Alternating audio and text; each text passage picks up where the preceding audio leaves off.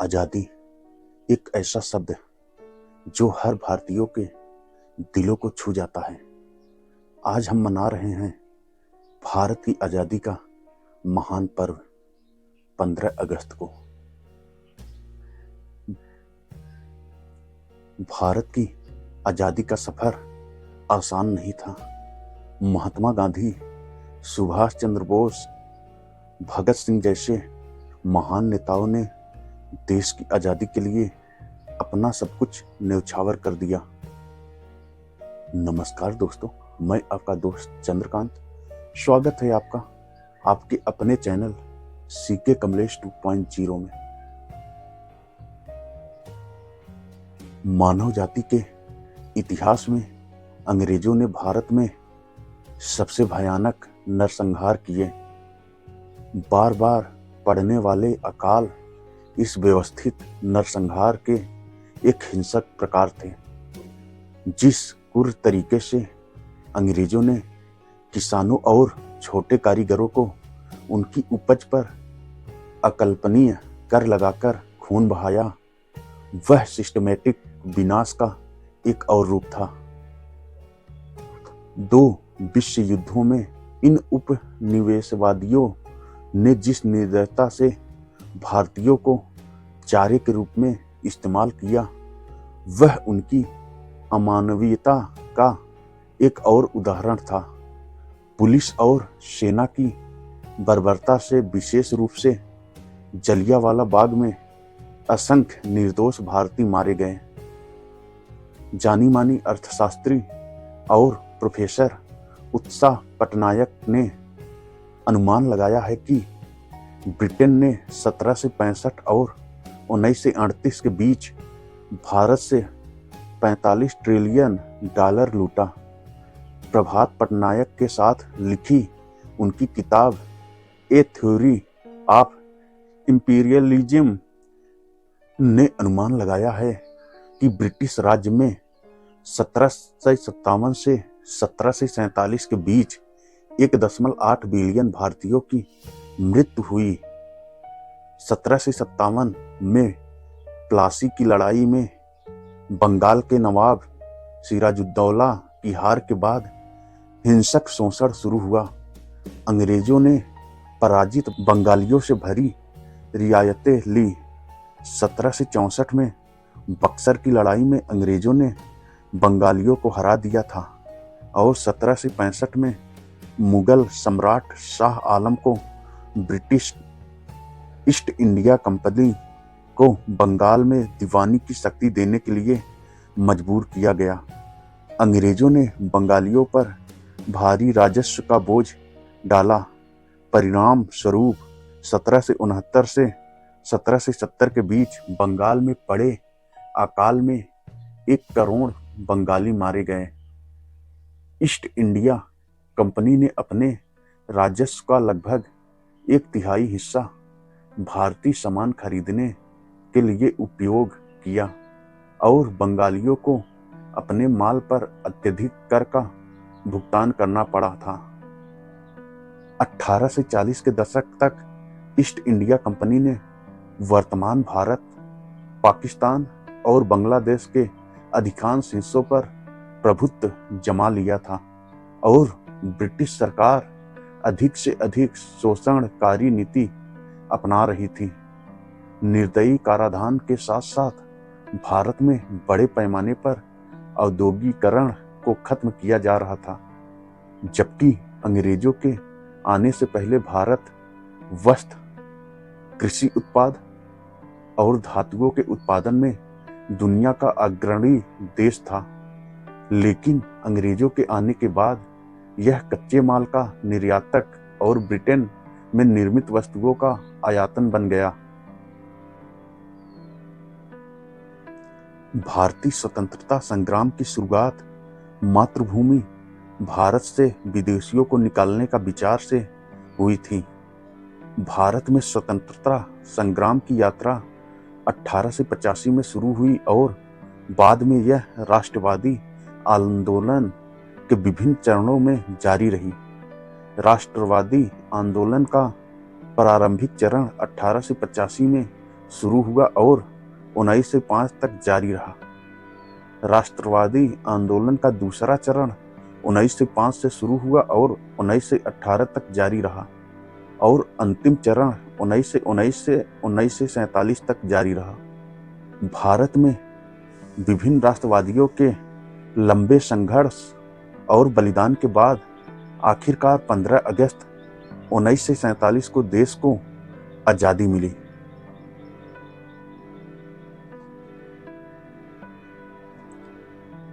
स्वतंत्रता सेनानी शब्द उन सभी महान नायकों को संदर्भित करता है जिन्होंने औपनिवेशिक शासन से स्वतंत्रता प्राप्त करने के लिए अपार योगदान दिया। आज हम जिस स्वतंत्रता और आज़ादी का आनंद ले रहे हैं वह भारत के स्वतंत्रता सेनानियों के संघर्ष और पीड़ा का फल है। उनमें से हजारों ने भारत को पूर्व ब्रिटिश शासन के चंगुल से मुक्त कराने के लिए अपने प्राणों की आहुति तक दे दी।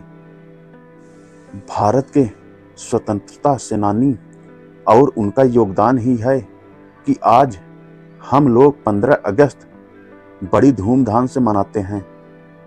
हमारे देश के असली हीरो तो स्वतंत्रता सेनानी हैं जिन्होंने भारत को आज़ादी दिलाने के लिए अपनी जान तक न्यौछावर कर दिए थे, ना कि ये जो आज के पिक्चरों में दिखाए गए हीरो हैं। भारत छोड़ो का नारा यूसुफ मेजर अली ने दिया था। जो यूसुफ मेजर अली भारतीय स्वतंत्रता संघर्ष के अग्रणी नेताओं में थे। विश्व युद्ध में इंग्लैंड को बुरी तरह उलझता देख जैसे ही नेताजी ने आजाद हिंद फौज को दिल्ली चलो का नारा दिया, गांधी जी ने मौके की नजाकत को भांपते हुए 8 अगस्त 1942 की रात में ही बंबई से अंग्रेजों को भारत छोड़ो व भारतीयों को करो या मरो का आदेश जारी किया और सरकारी सुरक्षा में यरवादा पुणे स्थित आगा खान पैलेस में चले गए। 9 अगस्त 1942 के दिन इस आंदोलन को लाल बहादुर शास्त्री सरीखे एक छोटे से व्यक्ति ने प्रचंड रूप दे दिया। 19 अगस्त 1942 को शास्त्री जी गिरफ्तार हो गए।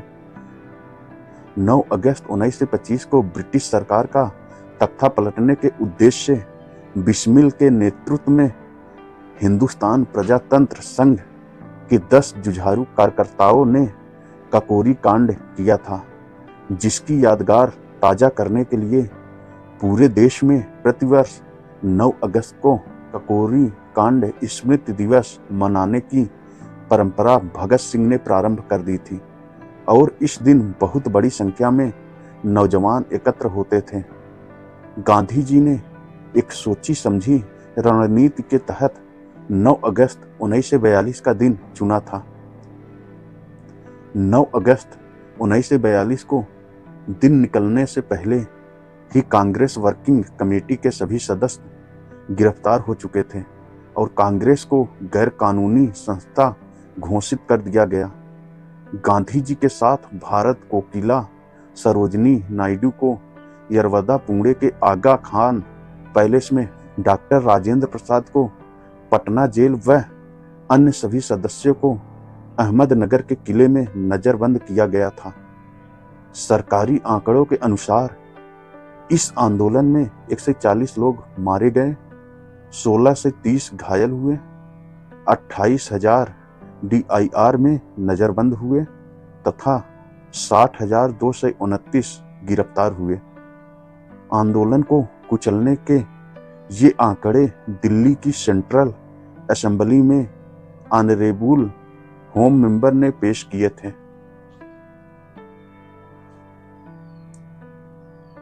भारत पाकिस्तान के विभाजन का दर्द आज भी लोग नहीं भूले हैं। जान बचाकर पाकिस्तान छोड़ना पड़ा था लोगों ने जमीन, मकान, जेवरात मुस्लिम को सुपुर्द कर दिया। विभाजन का मतलब था कि लाखों लोग खुद को सीमाओं के गलत पक्ष में पाते हैं। इतिहास में सबसे बड़े जनसंख्या आंदोलन में 10 लाख लोग शरणार्थी बन गए।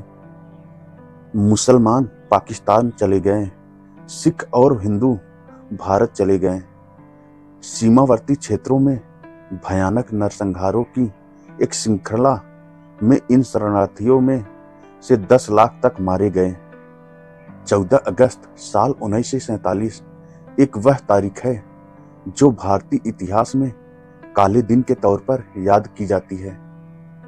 76 साल गुजर जाने के बाद भी यह दिन किसी भी भारतीय को भुलाना नामुमकिन सा है।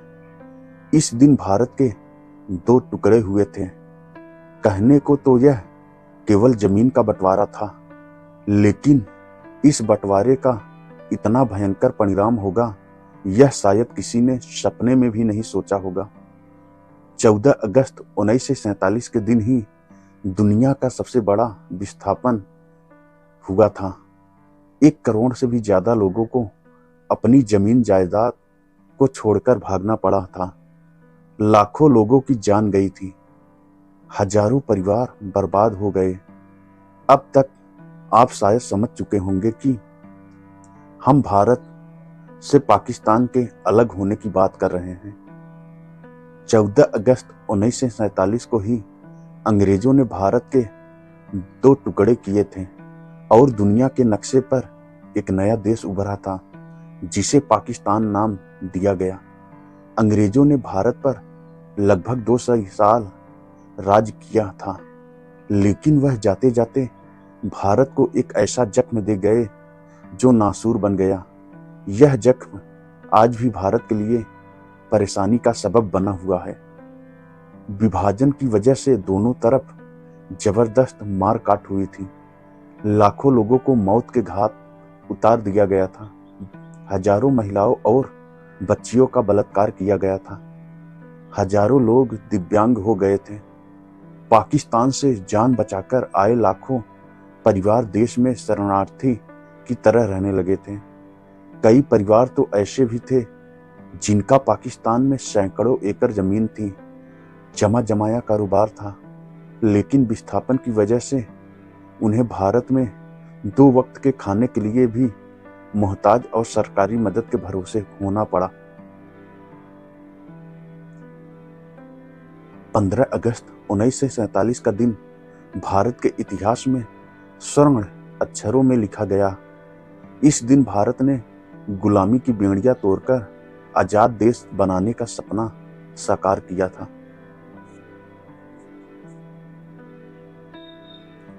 आजादी के 76 साल बाद भारत ने कई उपलब्धियां हासिल की है।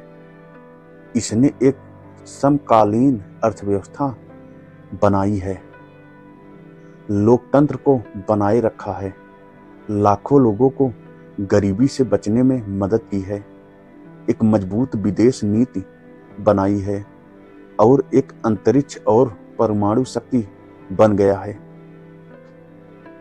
भारतीय रेलवे का गठन 1951 में हुआ था। भारत दुनिया के सबसे बड़े और व्यस्ततम रेल नेटवर्क में से एक है। भारतीय रेलवे जैसा कि जाना जाता है 7000 से अधिक स्टेशनों पर संचालित होती है। भारत में पहला आम चुनाव 1951 में हुआ जिसमें कांग्रेस को बहुमत प्राप्त हुआ। भारत ने एशिया का पहला परमाणु रिएक्टर विकसित करके दुनिया को दिखाया कि वह एक महाशक्ति बन सकता है। अप्सरा परमाणु रिएक्टर 1956 में विकसित किया गया था। दुनिया के लिए सबसे शक्तिशाली प्रदर्शनों में से एक चंद्रयान-1 को 2008 में चंद्रमा पर प्रक्षेपित किया गया था। भारतीय आर्थिक नियोजन के जनक सर एम विश्वेश्वरैया ने भारतीय अर्थव्यवस्था को उसके सबसे मजबूत रूप में निर्मित करने में मदद की। आजादी के बाद भारत ने अनेक क्षेत्रों में उल्लेखनीय प्रगति की है। हम एक आत्मनिर्भर और सशक्त राष्ट्र बनाने की ओर अग्रसर हैं। तो दोस्तों, कैसी लगी आज का यह वीडियो कमेंट करके ज़रूर बताएं। आशा करते हैं कि आज का वीडियो आपको बहुत अच्छा लगा होगा। अगर वीडियो अच्छा लगा हो तो वीडियो को लाइक करें, चैनल को सब्सक्राइब करें और वीडियो को शेयर करना मत भूलिए। आइए हम सभी मिलकर वचन लेते हैं कि भारत को एक महान राष्ट्र बनाने में अपना योगदान देंगे। जय हिंद दोस्तों। भारत माता की जय।